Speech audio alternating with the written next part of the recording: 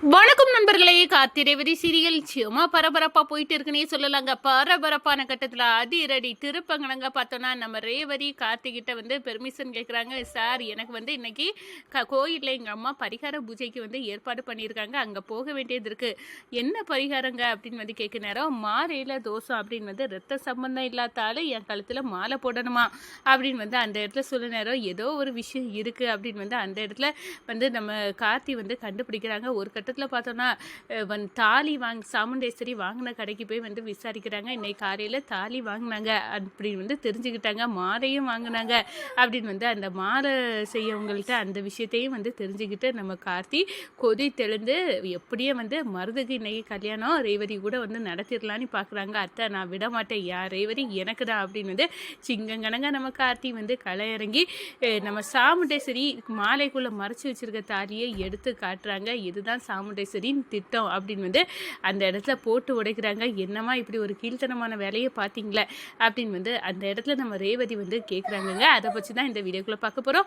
அதுக்கு முன்னாடி சேனலுக்கு லைக் அண்ட் சப்ஸ்கிரைப் பண்ணுங்கள் ஃப்ரெண்ட்ஸ். பக்கத்தில் இருக்க பெல் ஐக்கானையும் கிளிக் பண்ணுங்கள். அப்போ தான் நான் போட்டுற ஒவ்வொரு வீடியோவும் நோட்டிஃபிகேஷனாக உங்களுக்கு கிடைக்கும். வாங்க ஃப்ரெண்ட்ஸ், வீடியோக்குள்ளே போகலாம்.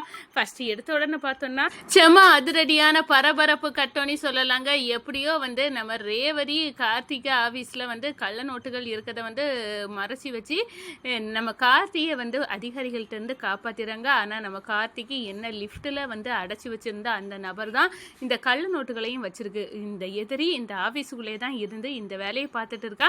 அவனை கண்டிப்பாக கையுங்களவுமா சீக்கிரம் பிடிச்சி நிப்பாட்டணும் அப்படின்னு அந்த இடத்துல நினைக்கிறாங்க.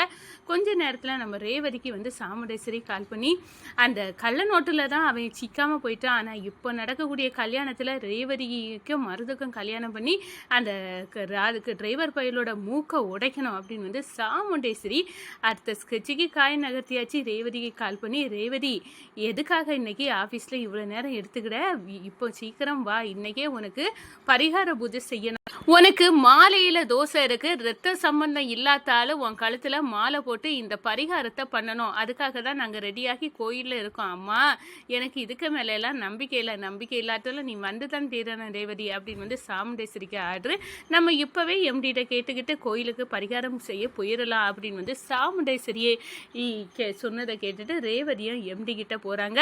நம்ம கார்த்தியை சந்திச்சு, இந்த பாருங்க சார், எங்கள் அம்மா எனக்கு பரிகார பூஜை செய்ய போகிறாங்க, எப்படிங்க, என்ன பரிகாரம் அப்படின்னு நம்ம கார்த்தி கேட்குறாங்க. அப்போ தான் ரேவதி கொட்டுறாங்க. இந்த பாருங்க, எனக்கு மாலையில் தோசை இருக்கான், ரத்த சம்பந்தம் இல்லாத ஆள் என் கழுத்தில் மாலை போட்டு அந்த பரிகாரத்தை பண்ணணுமா, அதுக்காக தான் நான் இப்போ போக போகிறேன் கோயிலுக்கு. எங்கள் அம்மா வர சொல்லியிருக்காங்க. எனக்கு இதில் நம்பிக்கை இல்லாட்டாலும் எங்கள் அம்மா நம்பிக்கைக்காக நான் இதை பண்ணி தான் ஆகணும் சார் அப்படின்னு அந்த இடத்த சொல்ல நேரம், சரி போங்க அப்படின்னு நம்ம கார்த்தி பெர்மிஷன் கொடுத்துட்டாங்க. ஆனால் இதில் ஏதோ ஒன்று இடிக்குது, நிச்சயமாக அத்தை ஏதோ துள்ளு முள்ளு இதில் பண்ணியிருக்காங்க அப்படின்னு அந்த எங்கே எல்லாம் இன்னைக்கு அத்தை போனாங்க அப்படின்னு அலசி ஆராய தொடங்கிட்டாங்க நம்ம கார்த்தி. அப்போ தான் நகை கடைக்கு போய் இன்னைக்கு இங்கே வந்திருந்தாங்களா எங்கள் அத்தை, இவங்க ஃபோட்டோவில் இருக்கவங்க, அவங்க என்ன வாங்கினாங்க அப்படின்னு கேட்க நேரம், தாலி வாங்கினாங்க அப்படின்னு உள்ள விஷயம் தெரியும்.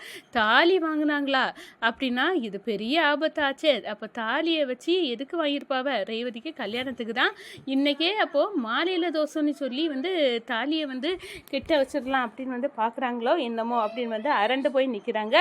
அதே நேரத்தில் பார்த்தோன்னா மாலை சாமுண்டேஸ்வரி வாங்கினவங்களும் சந்தித்து மாலையும் வாங்கினாங்க அப்படின்னு எல்லாம் தெரிஞ்சுக்கிட்டாங்க. கோயிலுக்கு நம்ம கார்த்தி அப்படியே படபடத்துட்டு ஓடுறாங்க. ஒரு கட்டத்தில் பார்த்தோன்னா ரேவதியை இருக்க நேரம் நம்ம மருது எப்படியே இன்னைக்கு ஒன்று நான் கல்யாணம் பண்ண போகிறேன்டி அப்படின்னு தந்திரமாக யோசிக்கிறாங்க. ஆனால் கொஞ்ச நேரத்தில் நம்ம ரேவதி போய் சேர்ந்த உடனே நம்ம கார்த்தியும் பின்னாடியே வந்துட்டான். இவன் எதுக்காக இப்போ வந்தான் அப்படின்னு சூரியகளாக மறுபடியும் ஒழிச்சுக்கிறாங்க. எவ்வளவோ திட்டம் போட்டு இவனை இன்னைக்கு கள்ள நோட்டை வச்சு சிக்க வச்சிடலான்னு பார்த்தோம். ஆனால் எல்லா திட்டமும் தவிடுபொடி ஆயிடுச்சு. ஆனால் இப்போ தப்ப முடியாது.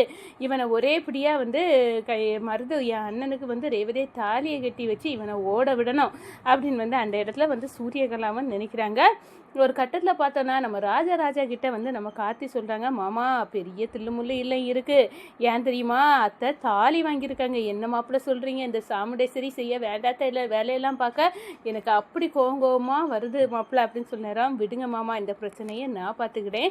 இந்த மாலையில் தோசைன்னு சொல்லி மருது கையால் வந்து தாலியை கெட்ட வச்சிடலாம் அப்படின்னு வந்து அத்தை மாலையும் தாலியும் வாங்கி அதுக்குள்ளே வந்து கோர்த்து வச்சுருக்காங்க, மாலைக்குள்ளே தாலியை மறைச்சி வச்சுருக்காங்கன்னு நினைக்கிறேன் அப்படின்னு வந்து நம்ம கார்த்தி வந்து ராஜராஜட்ட சொல்ல நேரம், எதுக்கு தான் இந்த சாமுண்டேஸ்வரி பித்து பிடிச்ச கணங்கா சொந்த மகா வாழ்க்கையிலேயே விளையாட ஆரம்பிச்சிட்டான்னு தெரியலை. எல்லாம் தாத்தா பாட்டி மேலே உள்ள கோபம்தான். ஆனால் உண்மை கண்டிப்பாக தெரியும், நம்ம தாத்தாவும் பாட்டியும் இவங்க அம்மா சாவுக்கு காரணம் இல்லை அப்படின்னு வந்து தெரிஞ்சால் நிச்சயமாக அத்தை நம்ம மேலே வச்சுருக்க கோபம் எல்லாம் பனி போல் வந்து போயிடும். அதுவரை நம்ம பொறுமையாக இருக்கணும். ஆனால் இந்த கல்யாணம் நடக்கக்கூடாது அப்படின்னு வந்து அதுக்கு என்ன வழி இருக்குது மாப்பிள்ளை அப்படின்னு சொன்னாரோ. நம்ம ரேவதி வந்து எம்டிஏ வந்தோடனே, சார் நீங்களும் வந்துட்டீங்களா, சரி அப்படின்னு வந்து நம்ம கார்த்தியை வந்து சொல்லுறாங்க. அதே கணம் பார்த்தோன்னா நம்ம ரேவதி ரத்த பந்தம் இல்லாத ஆள் தான் இப்போ எனக்கு கழுத்தில் மாலை போடணுமாம்மா அப்படின்னு வந்து கேட்டோன்னா, ஆமாம்மா ரத்த பந்தம் இல்லாத ஆள் தான் மாலை போடணும், இந்த மாலை தோசை அப்போ தான் உனக்கு நீங்கும், உனக்கு அப்போ தான் நல்லபடியாக கல்யாணம் ஆகும் அப்படின்னு வந்து நம்ம சாமுண்டேஸ்வரி வந்து சொல்ல நேரம், அப்படியாம்மா அப்போ எனக்கு ரத்த பந்தம் இல்லைன்னா நீங்கள் வந்து எதுக்காக இந்த நம்ம பாட்டியோட பேரை அதான் இந்த கார்த்திகையை வச்சு எனக்கு வந்து மாலை போட வைக்கிறீங்க, இவர் வந்து நம்மளுக்கு சொந்தம் தானே அப்படின்னு வந்து அந்த இடத்துல கேட்க நேரம் நம்ம சாமுண்டேஸ்வரிக்கு இந்த டெஸ்ட்டை நம்ம எதிர்பார்க்கல.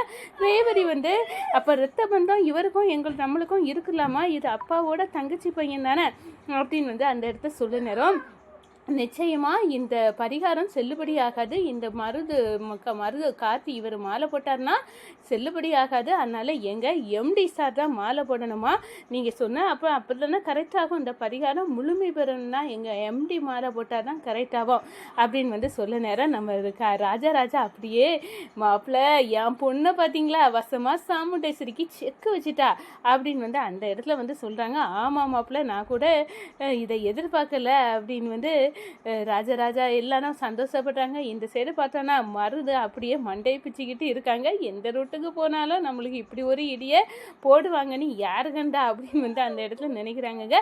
ஒரு கட்டத்தில் பார்த்தோன்னா நம்ம கார்த்தி வந்து மாலையை போட எடுக்கிறாங்க, மாலைக்குள்ளே மறைஞ்சிருந்த தாலி நம்ம கார்த்தி கண்ணில் பட்டுருது, அதை எடுத்து சாமுண்டேஸ்வரிட்ட காட்டுறாங்க. என்ன மாலைக்குள்ளே தாலி இருக்குது அப்படின்னு சொல்லடா, எம்மா என்ன வேலை நீ செய்ய பார்த்தா இதுக்குள்ளே தாலி எப்படிமா வந்துச்சு அப்படின்னு வந்து அந்த இடத்துல வந்து கேட்க நேரம், எல்லாம் வந்து உங்கள் அம்மாவோட பித்தலாட்டம் தான், எப்படியாவது மருதுவை உனக்கு கல்யாணம் பண்ணி வச்சிடணும் அப்படின்னு தான் இந்த வேலையும் பண்ணிட்டா அப்படின்னு வந்து சொல்ல நேரம், ஏமா நீ இப்படியெல்லாம் வந்து எதுக்கு செய்கிற அப்படின்னு வந்து சாமுண்டேஸ்வரியை வந்து திட்டுறாங்க நம்ம ரேவதி. ஒரு கட்டத்தில் பார்த்தோன்னா, அத்தை நீங்கள் எந்த கோணத்தில் போனாலும் அது எனக்கு சாதகமாக தான் முடியும், அது ஏன்னா ரேவதி என்னோட பொண்டாட்டியை மருதுக்கு வந்து கல்யாணம் பண்ணி வச்சிடலான்னு நீங்கள் தப்பு கணக்கு போட்டுட்டு இருக்கீங்க, அது நான் உயிரோடு இருக்கிறது வரை நடக்காது அப்படின்னு வந்து அந்த இடத்துல நம்ம சாமுண்டேஸ்வரியின் மூக்கை உடைக்கிறாங்க நம்ம கார்த்தி.